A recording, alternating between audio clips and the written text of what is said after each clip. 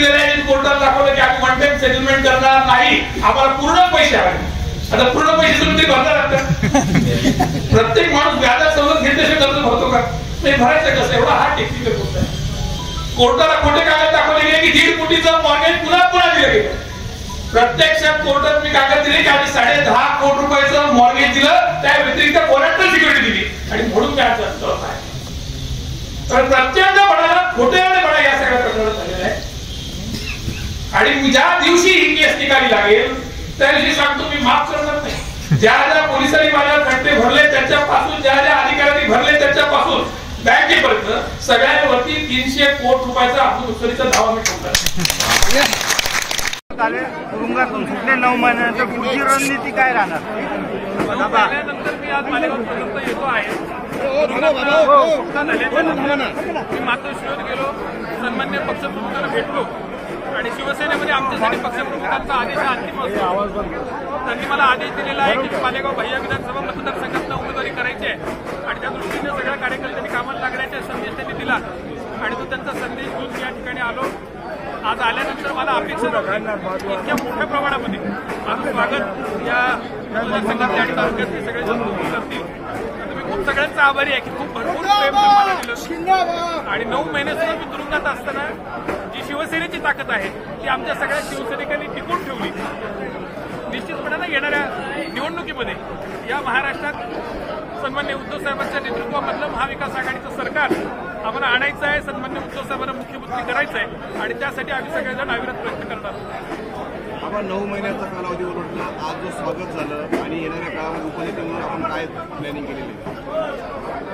आज जे स्वागत झालं त्याबद्दल मी सगळ्यांचा आभारीच आहे. मला स्वतःची अपेक्षा नव्हती महाराष्ट्राच्या एखाद्या मंत्र्याचं सुद्धा मंत्री झाल्यावर असं स्वागत झालं नसेल. इतके जल्लोषात लोकांनी माझं स्वागत केलं, इतका आनंद लोकांच्या चेहऱ्यावर पाहायला मिळाला. त्यामुळे मी कायम पुढीच आहे. उपनेता म्हणून माझं निश्चितपणानं नियोजन आहे. पक्षाने ज्या जबाबदाऱ्या टाकल्या आहेत त्या पद्धतीने आता तिकीट निश्चितीवरती आमचं काम चालू आहे आणि या मतदारसंघात किंवा आजूबाजूच्या मतदारसंघात समजा उत्तर महाराष्ट्रामध्ये ज्या ज्या ठिकाणी पक्ष जबाबदारी घेईल त्या मतदारसंघामध्ये जाऊन तिथे आमदार निवडून आणायचं काम आम्ही सगळेजण मिळून करू. आपण भाषणामध्ये काही लोकांवरती टीका केली की जी केस तुमच्यावरती दाखल झाली ती दिवाणी न्याय असताना ती फौजदारी केली, काय कोणी केलं असेल हे सगळं? नाही, या संबंधी मी बोललेलो नाही. मी मला जामीन देताना माननीय न्यायमूर्तींनी बोललेले आहेत आणि हे जे केलं ते सत्ताधाऱ्यांनी केलं. आज या देशामध्ये लोकशाही नावाची गोष्ट शिल्लक राहिलेली नाहीये. आज आपण पाहिलं असेल की महाराष्ट्रात या देशातल्या 2 मुख्यमंत्र्यांना एका वेळी तुरुंगात जायला लागलेले आणि मग मुख्यमंत्री जर तुरुंगात जायला लागले असतील ही आणीबाणीपेक्षा सुद्धा भयंकर परिस्थिती या देशामध्ये निर्माण झालेली आहे आणि ती रोखण्याच्यासाठी हे सगळे जणांना आम्हाला घरी काढावं लागेल.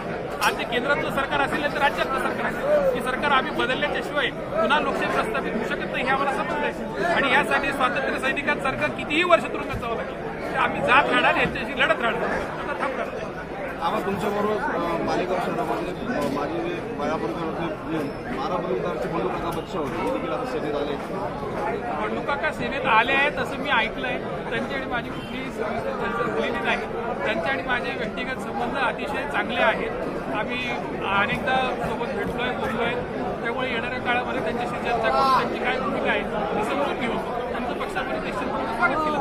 आमदारकीच्या बाबतीत दावा केलेला आहे, इच्छुक आहे. शिवसेनेमध्ये कोणी निवडणूक लढवावी आणि कोणी नाही हा स्वतःचा निर्णय नसतो, हा पक्षश्रेष्ठीचा विषय आणि पक्षप्रमुखांनी मला आदेश दिलेला आहे. त्यामुळे त्यांना अधिक चर्चा करायची असेल तर पक्षप्रमुखांची करू शकतो. मला आज मी कोणाला बोलवलेलं नाही, आज ते प्रोटोकॉल नाहीये. आज जे माझ्या विरोधी करणारे त्या सगळ्यांची गलती आहे आणि त्यामुळे आज कोण होतं कोण नव्हतं हे मानणं गरजेचं नाही.